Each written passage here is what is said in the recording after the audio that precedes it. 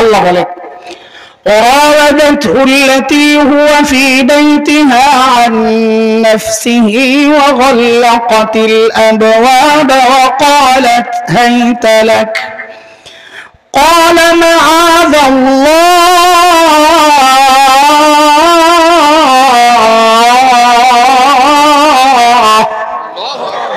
إنه ربي أحسن مثواي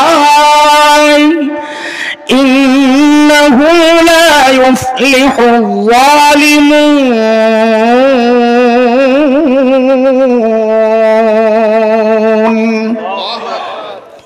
হযরত ইউসুফ আলাইহিস সালাতু ওয়াস সালামের গল্প কার না জানা, জানেন না? জানেন। কোরআনে আল্লাহ নিজে বলেছেন সবচেয়ে চমৎকার গল্প আহসানুল কসস। হযরত ইউসুফের সৌন্দর্যে পাগল হয়েছে মিশরের গভর্নরের বউ জুলাইখা। তাও তো জানেন না ইউসুফ জুলাইখা? হ্যাঁ, জুলাইখা নানান সময় কুকৃতির জন্য প্রস্তাব করেছে, হযরত ইউসুফকে টলাতে পারেন নাই। একদিন একদম অন্দরমহলে ঢুকাইছে, 7টা দরজা পাড়ি দিয়া। ভিতরে একটা বাদীও ছিল, সাথে নিয়ে গেছে বাদীকে। একদম ভেতরে ঢোকার পর বাদীকে বলা হয়েছে কি, বাহির থেকে দরজাগুলারে তালা লাগায়া লাগায়া তুমি বাইরে যাবা। তো তালা লাগাইছে কোন দিক দিয়া? ভেতর দিয়া না বাহির দিয়া? বাহির দিয়া। কেন? যেন দরজা খোলার চেষ্টাটুকুও ইউসুফ আলাইহিস সালাম না করতে পারে। কারণ বাহিরে না, ভেতরে থাকলে তালা ভাঙ্গার একটা চেষ্টা হবে, ওইটাও যেন না করতে পারে। হযরত ইউসুফ যখন দেখলেন হায় আমার বাঁচার কোনো উপায় নাই, 3টা বড় প্রবলেম তার সামনে। এক হচ্ছে চারিদিকে দরজা বন্ধ, যাওয়ার কোন রকম ন্যূনতম সুযোগ নাই, এক বিপদ। 2 নম্বর বিপদ হচ্ছে নিজের মনিবের স্ত্রী, বসের স্ত্রী, তার আহ্বান প্রত্যাখ্যান করা কঠিন বিষয়। 3 নম্বর বিপদ, নিজেও তো একজন যুবক, গুনার আহ্বানের পর নিজেকে বাঁচায় রাখা, এটাও তো একটা বিপদ। এই 3 বিপদে যখন হযরত ইউসুফ পড়লেন, আল্লাহ তাআলা নিজে এই গল্পের বর্ণনা দিচ্ছেন বিবরণ। সূরা ইউসুফের 23, 24, 25, 26 লম্বা আলোচনা আল্লাহ নিজে করেছেন এই প্রসঙ্গে। আল্লাহ বলে وراودته التي هو في بيتها عن نفسه وغلقت الأبواب وقالت هيت لك قال معاذ الله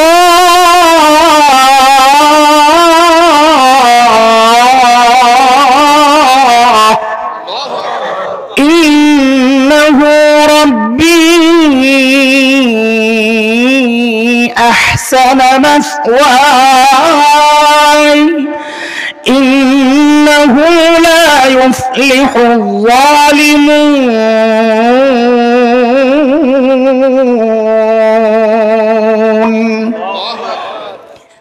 যখন আটকা পড়ছে হযরত ইউসুফ, আমি আয়াতের তরজমা করব না, শুধু প্রসঙ্গটা বলে চলে যাব দূরে। হযরত ইউসুফ এই বিপদে পড়ে দিলেন এক চিৎকার, মাআযাল্লাহ, ও আল্লাহ আমাকে বাঁচাও। কাকে ডাক দিছেন? আল্লাহকে ডাক দিয়ে দৌড় দিছেন দরজার দিকে। খেয়াল করেন, খুব মনোযোগ। হযরত ইউসুফ দেখেছেন না দরজা বন্ধ, তো দেখার পরে বন্ধ দরজার দিকে দৌড় দিলেন যে, কারণ হযরতের ইউসুফের ঈমান ছিল নবীওয়ালা ঈমান। তিনি ওই ভরসা রেখেছেন আমি যে আল্লাহকে ডাক দিয়েছি, ওই আল্লাহ আমাকে একা ছাড়তে পারেন না। যেই দরজার সামনে যায় পড়েছেন, খাট করে দরজা খুলে গেছে। পরের দরজা খাট, পরের দরজা খাট, খুলতে খুলতে 7ম দরজা খুলে যায় পাইছে আজিজে মিসর, মিসরের গভর্নরকে, জুলাইখার স্বামীকে হাতে নাতে ধরা। তো এই প্রসঙ্গে আল্লাহ তাআলা বলেন, মাঝখানে একটা আয়াত 24 নম্বর আয়াতটা আমি ইচ্ছা করে রেখে দিছি, দরজার দিকে দৌড় মারছি।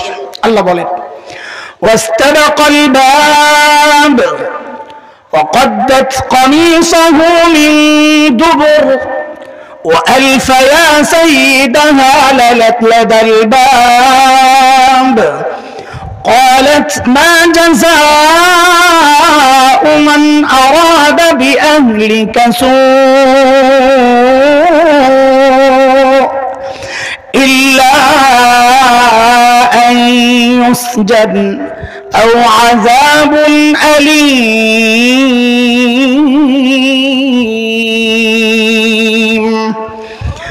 দরজার সামনে যাইই পাইছে কাকে? স্বামীকে। নিজের স্বামীর সামনে হাতে নাতে ধরা পড়েই বেটি একটা পোল্টি মারছে জায়গায়। পোল্টি মারা বুঝেন তো না? জায়গায় পোল্টি মেরে কি বলে, মা জাযাউ মান আরাদা বিআহলিকা সুআ, আপনার স্ত্রীর সাথে কুকর্ম করার চেষ্টা যে করেছে তার শাস্তি কি হওয়া উচিত? দোষ করলো নিজে, চাপাইতেছে আরেকজনের কান্দে। হাসিনা স্টাইল আর কি। এমনি দিলে আমার মনোযোগ নষ্ট হবে। মাঝে মাঝে আস্তে আস্তে একটু হালকা। যত বড় মানুষ আছে না, এক ঘরে আইন বানায় স্ত্রীরা, জামাই বাইরে দাপট দেখায়, ভিতরে যায় বিলাই, জানেন তো না? তো স্ত্রী জিজ্ঞেস করছে শাস্তি কি হওয়া উচিত, বলে আবার নিজেই শাস্তি বিধান ফয়সালা দিয়ে দিচ্ছে। এক, ইল্লা আন ইউসজান, হয় আরে আয়না করে ঢুকান, মানে জেলখানায় আর কি, আও আযাবুন আলীম, অথবা রিমান্ডে নিয়ে একটা কঠিন পিটা লাগান। কি মুশকিল! আজিজে মিসর তো ইউসুফকেও চিনে, নিজের বউরও তো চিনে ভালো করে। তারপরে হযরত ইউসুফকে জিজ্ঞেস করতেছে কি ঘটনা কি? তা হযরত ইউসুফ বলেন, ক্বালা হিয়া রাওয়াদাতনি আন নাফসি, আমি কিচ্ছু করি নাই, যা করছে বেটি। এখন কি বলে দেখেন, খুব সূক্ষ্ম একটা ব্যাপার আপনাদেরকে শোনাই। তুমি যে করো নাই প্রমাণ দাও। মিশরের গভর্নর প্রমাণ চাচ্ছে কার কাছে? ইউসুফ আলাইহিস সালামের কাছে। দেখেন, দুনিয়ার বিচার ব্যবস্থা অথবা ইসলামী শরিয়ার বিচার ব্যবস্থায় এই বিষয়টা উল্টা। দুনিয়ার বিচার ব্যবস্থা এবং ইসলামী শরিয়ার বিচার ব্যবস্থায় প্রমাণ দেয় বাদী, যে অভিযোগ করে প্রমাণ সে দেয়। আল বাইয়িনাতু আলাল মুদ্দাই। এখানে অভিযোগকারী জুলাইখা, প্রমাণ দেওয়ার কথা জুলাইখা, অথচ প্রমাণ চাওয়া হচ্ছে কার কাছে? ইউসুফ আলাইহিস সালামের কাছে। তাহলে নিয়ম হইল না অনিয়ম? এই অনিয়ম কেন হইছে? কারণ জুলাইখারা তখন ক্ষমতায় থাকলে আর নিয়ম মানা লাগে না। ক্ষমতায় থাকলে দুর্নীতিবাজ হয়ে যায় দেশপ্রেমিক, বিদেশে টাকার পাচারকারী হয়ে যায় দেশপ্রেমিক, আর দেশপ্রেমিকটা হয়ে যায় রাজাকার, সন্ত্রাসী, লুটেরা আর জঙ্গি। কথা কর ঠিক কিনা? এটাই ক্ষমতার দাপটের ফসল। এখন হযরত ইউসুফ দলিল পাবেন কোথায়? ভেতরে তো ছিলেনই দুইজন, জুলাইখা আর তিনি। কিন্তু তিনি জানেন যে আল্লাহকে আমি দেখেছি, ওই আল্লাহ আমাকে একা ছাড়বেন না, অপেক্ষায় আছেন কি দলিল প্রমাণ তিনি দিবেন। এর মধ্যেই দেখে মিশরে ওই জুলাইখার এক ফুফাতো বোন আসছিল বেড়াইতে, তার ছোট্ট একটা ছেলে, বাচ্চা ছেলে, দুধের বাচ্চা। ওই ভেতর থেকে কান্নার আওয়াজ আসতেছে, খালি ওয়া ওয়া ওয়া, কান্নার থামে না। হযরত ইউসুফ বলছেন, বুঝছি আল্লাহ ওইটারই আমার প্রমাণ মানাইবেন, নাইলে কান্না থামে না কেন? হযরত ইউসুফ বললেন, ওই পিচ্চিটারে নিয়ে আসেন, ও আমার সাক্ষী দিবে। জুলাইখা মনে মনে বলে, চান্দু খাইছ ধরা। অস্বীকার করতা কোন সিদ্ধান্ত নিশ্চিত ভাবে দেওয়া যেত না।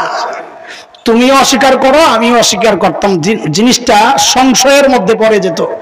এখন পিচ্চিরে আনবে, এই অপরাধ কে করছে রে? তো পিচ্চি বলবে ওয়া। নিরপরাধ কে? বলে ওয়া। কিন্তু হযরত ইউসুফের ঈমান তো নবীওয়ালা ঈমান। যেই পিচ্চিকে আনা হয়েছে, তো মিশরের গভর্নর জিজ্ঞেস করে, পিচ্চি কে অপরাধী, কে নিরপরাধ? চিন্তা করেন, পিচ্চি যদি সরাসরি বলতো যে জুলাইখা অপরাধী, ইউসুফ নিরপরাধ, ওই সময় জাদুবিদ্যার চর্চা চলছিল, কেউ হয়তো বলতে পারতো ইউসুফ জাদু দিয়ে পিচ্চির মুখ দিয়ে এই কথা বের করছে। কিন্তু আল্লাহ তাআলা কথা এমন সিস্টেমে বের করছে, ওই যে আমরা বলি না ছাই দিয়ে ধরছে, লড়াচড়ার সুযোগ নাই। আল্লাহ কথা যে বের করেছেন দলিল সহ। পিচ্চি কি বলে? ইন কানা কামিসুহু কুদ্দা মিন ক্বাবল ফাসাদাকাত ওয়া হুয়া মিনাল কাযিবিন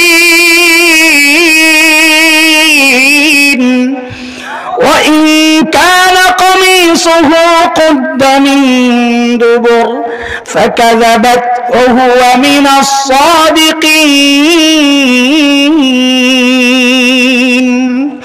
পিচ্চি বলে ইউসুফের জামা চেক করেন কি চেক করেন জামা চেক করেন কলে চেক করলে যদি দেখেন জামার সামনে দিয়া ছেঁড়া তো বুঝবেন জুলাইখা নিরপরাধ ইউসুফ অপরাধী ধরতে গেছে জুলাইখাকে জুলাইখা আত্মরক্ষার্থে ইউসুফকে ধাক্কা দিয়া জামাটা ছেড়েছে আর যদি দেখেন জামা পেছন দিয়ে ছেঁড়া তো বুঝবেন জুলাইখা অপরাধী ইউসুফ নিরপরাধ ইউসুফ পালাতে গেছে জুলাইখা পেছন দিয়া থাপা মারছে তো জামা পেছন দিয়া ছিঁড়ে ফেলছে মিশরের গভর্নর তো ঘুরাইয়া জামা চেক করে দেখে হায় আল্লাহ কেস তো ফিটিং জামা তো পেছন দিয়া ছিঁড়া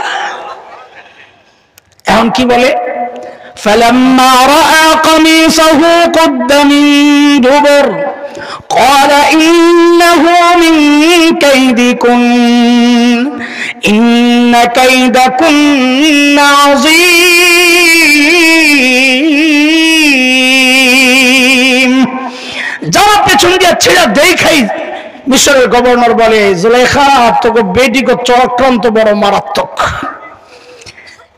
ইউসুফ আরিদান হাজা কারো কাছে কিছু বইল টইল না মান ইজ্জতের ব্যাপার আর মহিলারে বলে আস্তাগফিরি লিজামবিক তওবা কর এখনো হুমকি দমকি ছাড়ো না চোরের মার বড় গলা খালি হুমকি দাও তওবা করো সুযোগ আছে যদি ভালো করে তওবা করো তাহলে দেশের মানুষ মাফ করাবে একটা আশা আছে কিন্তু যদি হুমকি দাও চট করে ঢুকে যাইবা পোলাবেন কর চট কইরা না চট পইরা ঢুকা নাহলে কিন্তু কালামানিক্কার মতো পিটাইয়া কলাপাতার মধ্যে সহ রাখবো এখনো হুমকি দেয় সুবহানাল্লাহ সাহস কত কলিজার নাই তো কলিজার এটা তো স্টিল হয়ে গেছে গা এই জন্য হুমকি দেয় দোস্ত চলেন আবার পেছনে যাই একটু ওই যে 23 নম্বর আয়াত থেকে শুরু কথা 24 নম্বর আয়াতে আল্লাহ নিজে বলেছেন কাযালিকা লিনাসরিফ আনহু সুআ ওয়াল ফাহশা অন্যায় অশ্লীল কাজ থেকে ইউসুফকে আমি আল্লাহ নিজে বাঁচাইয়া দিছি হযরত ইউসুফকে কে বাঁচাইছেন বলেন জোরে বলেন আরো জোরে বলেন দরজার দিকে দৌড় মারছে দরজা কে খুলেছেন প্রথমটা কে খুলেছেন দ্বিতীয়টা একটু জোরে বলেন তৃতীয়টা চতুর্থ শেষ দরজা ওই ছোট্ট বাচ্চার মুখ দিয়ে কথা কে বের করেছেন হ্যাঁ ওই ছোট্ট বাচ্চার মুখ দিয়ে কথার সাথে প্রমাণ সহ কথা কে বের করেছেন কি জন্যে তার নবীকে গুনাহ থেকে বাঁচানোর জন্যে আল্লাহ তাআলা এই সমস্ত ব্যবস্থা করেছেন তাই না তাইলে নবীদেরকে গুনাহ থেকে আল্লাহ নিজেই বাঁচায়া দেন প্রমাণ হলো কথা কিন্তু বিষয়টা এত লম্বা কথা যে বললাম মূল কথাটা বলার জন্য নবীদেরকে আল্লাহ গুনাহ থেকে কেন বাঁচাইছেন এটা হচ্ছে বিষয়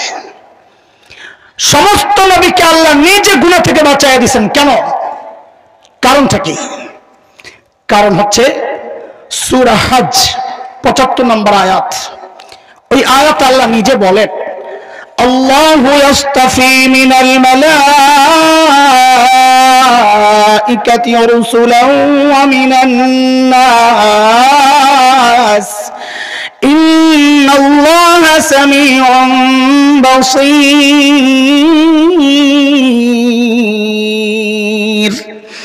আল্লাহ বলেন মানুষ এবং ফেরেশতার মধ্যে যে রাসূল এটা আমার নির্বাচন রাসূলদেরকে কে নির্বাচন করেছেন এটা রাতের ভোটের নির্বাচন না এই নির্বাচন কার আরে জোরে বলেন না এই নির্বাচন কার কাজী কোন নবী যদি গুনাহ করে তো আল্লাহর নির্বাচন প্রশ্নবিদ্ধ হয়ে যায় এই জন্য আল্লাহ সমস্ত নবীকে গুনাহমুক্ত রেখেছেন যেন তাদের আল্লাহর নির্বাচন প্রশ্নবিদ্ধ না হয় কথা শেষ হয় নাই ধরে রাখেন এই জন্যই আহলুস সুন্নাহ ওয়াল জামাত এই জায়গায় এত কঠোর কেউ যদি নবীদের সমালোচনা করে তাহলে বুঝতে হবে সে আল্লাহর নির্বাচনকে প্রশ্নবিদ্ধ করছে কেউ যদি নবীদের ব্যাপারে বলে সেই নবী হযরত মূসা আলাইহিস সালাম হোক আর যাই হোক যিনি হোক যদি বলেন নবীরা দায়িত্ব অবহেলা করেছে পক্ষান্তরে সে আল্লাহর নির্বাচনকে প্রশ্নবিদ্ধ করছে এমন অযৌক্তিক কথা আহলুস সুন্নাহ ওয়াল জামাতের আকীদা বিশ্বাস আর চেতনার বিরুদ্ধে এইরকম কথা যারা বলবে তার পাগড়ি যত সুন্দর হোক দাড়ি যত সুন্দর হোক তার অনুসারী যত কোটি কোটি হোক চোখ বন্ধ করে সিদ্ধান্ত নিতে হবে আল্লাহর সিদ্ধান্তে যারা আপত্তি করে আর যাই হোক হকপন্থী হইতে পারে না তারা বাতিল গুমরাহ গুমরাহ গুমরাহ কথা ঠিক আচ্ছা রাখেন কথা কি বুঝাইতে পারছি? আমি আপনাদেরকে কথা বুঝাইতে পারছি? খুব খেয়াল করে কথা শুনতে হবে। নবীদের মানুষকে কয়টা ভাগে ভাগ করছি? দ্বিতীয় ভাগ হচ্ছে আল্লাহর নবীর সাহাবীরা, হযরতে সাহাবায়ে কেরাম রিদওয়ানুল্লাহি আলাইহিম আজমাইন। সাহাবীদের ব্যাপারে আহলুস সুন্নাহ ওয়াল জামাতের রায়, আমাদের শেখ রেঙ্গা রহমতুল্লাহি আলাইহি যে বিশ্বাস আকীদা লালন করতেন, আপনাদের জন্য বোঝা সহজ হবে এই জন্য বলতেছি। আহলুস সুন্নাহ ওয়াল জামাতের আকীদা হচ্ছে সাহাবীরা নবীদের মতো নিষ্পাপ না, সাহাবীরা নবীদের মতো নিষ্পাপ না, তবে সাহাবীরা মাগফুর, আল্লাহ কর্তৃক ক্ষমাপ্রাপ্ত। আল্লাহ সাহাবীদেরকে কি করে দিয়েছেন বলেন?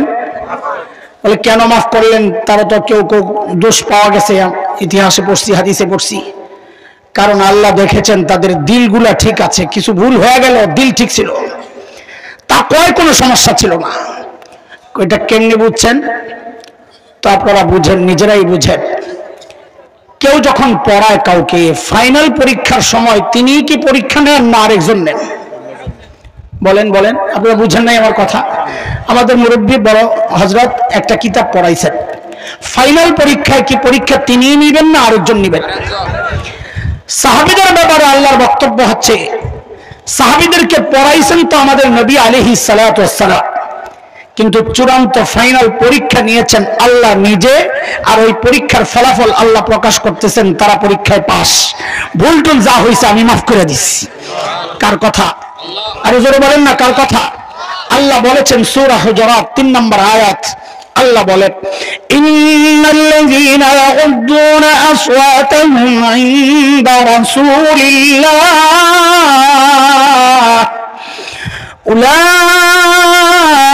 أولئك الذين امتحن الله قلوبهم للتقوى لهم مغفرة وأجر عظيم।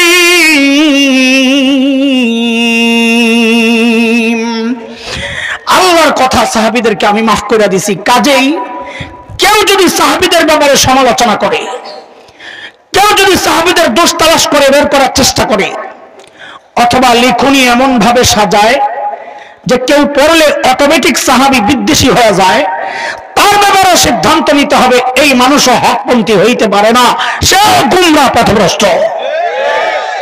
খবরদার, এই দুই জায়গার ব্যাপারে জবান বন্ধ, কোনো কথা নাই।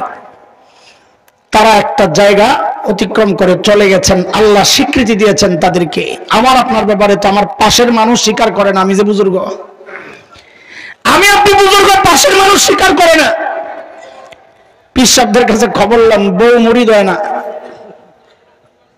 কোন পীর সাহেবের কাছে বউ মুরিদ হইতে চায় না, 2-4 জন থাকলে থাকতে পারে। আপনারা চিনি কোন মার্কা পীর, আপনি আমার লগে বুজুর্গি দেখেন না। এক পীর সাহেব বলে বউ বউ খালি পীর সাহেবের সাথে লেগেই থাকে, লাগতে লাগতে লাগতে লাগতে বুড়া হয়ে গেছে। একদিন পীর সাহেব ঘরে আসছে, বউ দিছে এক চিৎকার, আহারে আল্লাহ! পীর সাহেব কয়, বাপ রে বাপ, এমন ভাবে বলছো আমার তো দাড়ি পাইকা গেছে, তো জ্বলে যাবে, এমন ভাবে আল্লাহ বলছো। কি হয়েছে? এই বুড়া গেলে কি হইলো আবার তোমার? আল্লাহ যে আমার কপালে কি এক পীর মিলাইলো, আজকে একটা দৃশ্য দেখে আমার কলিজাটা ছিঁড়ে গেছে। কি হয়েছে আবার? আজকে দেখছি আমাদের বাড়ির সামনে দিয়ে এক পীর সাহেব উড়ে উড়ে যায়, আর তুমি পোড়া কপাল তো রেঙ্গায় রেঙ্গায় হাঁটো। তো পীর সাহেব বলে, আহারে পোড়া কপাল, আগে ভেবেছিলাম তোর দিলটা নষ্ট হয়েছে, এখন দেখি চোখটিও নষ্ট। বলে কেন? ভালো করে খেয়াল করে দেখোস নাই ওটা যে আমি ছিলাম? ওই পীরটা আমি ছিলাম। এখন বউ কি বলে, হায় রে খোদা, তাই তো বলি, ডানা একটা ভাঙা কেন? পীর সাহেবের কারামতি বউ স্বীকার করে না। তা আল্লাহ যেন বলছে, তুমি যে বুজুর্গ আর মুত্তাকি, তোমার পাশের মানুষ স্বীকার করে না। আর আমার নবীর সাহাবীরা যে মুত্তাকি, আমি আল্লাহ পরীক্ষা নিয়েছি, আমি আল্লাহ নিজে সাক্ষী দিচ্ছি তাদের ব্যাপারে। কাদের ব্যাপারে কথা কবিয়া? জবান সামলো, সাহাবীদের নাম্বারিং করো না। সাহাবীদের ছোট মোটো আপোষের লড়াইয়ের বিষয়গুলো টেনে এনে এনে তাদেরকে বিতর্কিত করো, খবরদার। আহলুস সুন্নাহ ওয়াল জামাতের অনুসারী কেউ এই কাজটা করতে পারে না। কয় শ্রেণীর আলোচনা গেল, এগুলো আমার আলোচনার বিষয় না, আজকের কথা লম্বা হয়ে যাচ্ছে। কয় শ্রেণী গেল? 2 শ্রেণী। এই 2 শ্রেণী ছাড়া আমরা যারা আছি, আমরা বিচ্ছিন্ন বিক্ষিপ্ত ভাবে কেউ গুণামুক্ত থাকতে পারে না, কিন্তু সামষ্টিক ভাবে আমরা সবাই গুনাহ করছি, করেছি, করে যাচ্ছি, সবাই গুনার মধ্যে লেগে আছি সামষ্টিক ভাবে। আলোচনা বোঝানোর জন্য আজকে আমরা আমাদের গুনাহগুলোর 3টা ভাগে ভাগ করতে চাই। কয় ভাগ? এদিকে এদিকে এদিকে এদিকে অ্যাটেনশন, এদিকে এদিকে। তুমি কথা বললে মাইকে বলো, তুমি এমনি বললে কি সবাই শুনবে? কথা বলতে মনে চাইলে মাইকে বলবা, এখানে মাইক ছাড়া কথা বলা নিষেধ। বলে আমাদের গুনাহগুলোর কয়টা ভাগে ভাগ করতে চাই? দ্রুত দ্রুত দ্রুত আমাকে শেষ করতে হবে। বলেন, প্রথম ভাগ বলার আগে আপনাদের একটা পরীক্ষা নিব। পেছনের একটা পড়া আপনারা অনেক মুখস্থ করছেন, দেখি এখন আছে কিনা। আমি অর্ধেক বলবো, চুপ হব, বাকি অর্ধেক আপনারা বলবেন। মানে আমি 10 দিব, আপনারা শূন্যস্থান পূরণ করবেন আর কি। আল্লাহ তাআলা ছাড় দেন। মুখস্থ আছে, আবার বলেন আল্লাহ ছাড় দেন। আরো জোরে, আরেকটু জোরে। ওই সবাই বললে তো এত আস্তে আওয়াজ হয় নাকি? জোরে বলেন আল্লাহ ছাড় দেন। এখন আমি যদি আর বাইরে যাই কিছু বলি, তাহলে তো আমার কিল খাওয়া লাগবে, তাই না? হ্যাঁ, একজন মাথা লারে দিব, কিল দিব। কিন্তু দোস্ত, আমাদের মুরব্বী আছেন, ওলামায়ে কেরাম আছেন, কথাটা এইভাবে বলাটা একটু মুশকিল। হ্যাঁ, এইভাবে চোখ বন্ধ করে কাফেরদের ব্যাপারে আপনি বলতে পারেন। আল্লাহ নিজেও বলেছেন ফামাহিলিল কাফিরিনা আমহিলহুম রুয়াইদা। নবী, আপনি কাফেরদেরকে একটু ছাড় দেন, আমিও দিয়ে রাখছি, কিন্তু ছাড়বো না। আল্লাহু মুহিতুম বিল কাফিরিন, ছাড়বে না। ইমানদারদের ব্যাপারে কথা যেটা মুখস্থ করছেন, এটাকে ক্রস দেওয়ার দরকার নাই, রাখেন। আজকে একটা নতুন পড়া মুখস্থ করেন। বলেন সবাই আমার সাথে, আমার আল্লাহ। বলেন আবার, আমার আল্লাহ ছাড়ও দেন, ছেড়েও দেন। বলেন আমার আল্লাহ ছাড়ও দেন, ছেড়েও দেন। আবার বলেন আমার আল্লাহ ছাড়ও দেন, ছেড়েও দেন। এটা আমার কথা না, এটা কোরআনের কথা। আল্লাহ বলেছেন ওয়ায়াফু আন কাসীর, বহুজনের বহু গুনাহ আমি এমনি মাফ করে দিই। একটু বলেন তো, নতুন পড়া যেটা মুখস্থ করছেন, জিতছেন না ঠকছেন? দিল থেকে বলেন। যদি ওই জায়গায় কোপ মারা বসে থাকেন যে আল্লাহ ছাড় দেন কিন্তু ছেড়ে দেন না, তো আমাদের বাঁচার উপায় কি বলেন তো? হ্যাঁ, একটা রাস্তা রাখা রাখবে না? তাহলে আমাদের গুনার 1 নাম্বার আমরা পাইলাম, আমাদের বহু গুনাহ এমন আছে যেগুলো আল্লাহ এমনি মাফ করে দেন। বুঝে আসছে কথা? আমাদের গুনার 2য় প্রকার, যে গুনাহ আল্লাহ আমাদের নেক আমলের দ্বারা মিটাইয়া দেন। আল্লাহ নিজে বলেছেন ইন্নাল হাসানাত ইউযহিবুনাস সাইয়্যাত।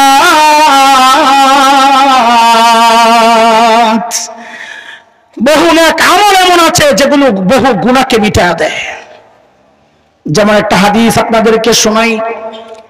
নবী আলাইহিস সালাতু ওয়াস সালাম বলেন, কেউ দূর পড়ে না। আশ্চর্য কথা, টান দেওয়া লাগবে না? ইয়া নবী বলে টান দেওয়া লাগবে দূর পড়ার লেগে? এত কামজুস কেন আপনারা? এক গ্রুপের বিরোধিতা করতে করতে নিজেরা দূরত পড়াই ছেড়ে দিস। বাড়াবাড়ি যেমন খারাপ, ছাড়াছাড়িও কিন্তু খারাপ। ঠিক আছে? নবী আলাইহিস সালামকে বুঝায় এমন যে কোনো শব্দ শোনার সাথে সাথে মুহাব্বতের সাথে পড়ব সাল্লাল্লাহু আলাইহি ওয়াসাল্লাম। নবী আলাইহিস সালাম বলেন মান হাজ্জা লিল্লাহ ফালাম ইয়ারফাস ওয়ালাম ইয়াফসুক রাজাআ কায়াউমিন ওয়ালাদাতহু উম্মুহু। আল্লাহর নবী বলেন, কেউ যদি আল্লাহর জন্য হজ করে, কার জন্য? এই হজ কার জন্য করে? আরো জোরে বলেন। হজ তো করি আল্লাহর জন্য, তাইলে নবী আলাইহিস সালামের এই কথা বলার দরকার কি? কেউ যদি আল্লাহর জন্য হজ করে, বোঝা গেল ঝামেলাস। ঝামেলাস কি ঝামেলা? যে কিছু মানুষ পাওয়া যাবে যারা আল্লাহর জন্য হজ করে না। এরা কারা? বলে সমাজে অভাব নাই, দেখবেন 2-4 জন, দেখবেন। কথা বলেন। আর দেখলে বলে, না দেখলে বাদ দেন। দেখবেন হজের আগেও দাড়ি কাটতো, হজের পরেও দাড়ি কাটে, আছে না নাই? হজের আগেও সুদ খাইতো, হজের পরেও সুদ খায়, আছে না নাই? হজের আগেও ঘুষ খাইতো, হজের পরেও ঘুষ খায়, আছে না নাই? হজের আগেও দুর্নীতি করতো, হজের পরেও দুর্নীতি করে, নাই তো? হজের আগেও সন্ত্রাস করতো, হজের পরেও করে, আছে না নাই? তো হজ করে কি লাভ হইলো? কোনো লাভ হয় নাই, খালি নামটা পাল্টাইছে। কি নাম? বলে আগে ছিল সুদখোর, এখন আলহাজ সুদখোর। আগে ছিল ঘুষখোর, এখন আলহাজ ঘুষখোর। আগে ছিল সন্ত্রাসী, এখন হাজি সেলিম, এখন হাজি সালমান এফরন। সুবহানাল্লাহ। কোন পরিবর্তন হয় না, শুধু নামটা চেঞ্জ। অথচ পাক্কা নিয়ত যদি থাকতো আল্লাহকে খুশি করার জন্য, যদি হজ হতো, আর ওই হজ যদি অশ্লীল গুনাহমুক্ত হতো, নবী বলে এই হজটা আল্লাহর কাছে এত দামি হতো যে এই হজ তার গুনাহগুলোকে এমন ভাবে মুছে দিত, সে যখন হজের পর বাড়িতে ফেরত আসতো, কায়াউমিন ওয়ালাদাতহু উম্মু, সে এমন নিষ্পাপ হয়ে যেত যেন আজকেই তার মা তাকে জন্ম দিলেন।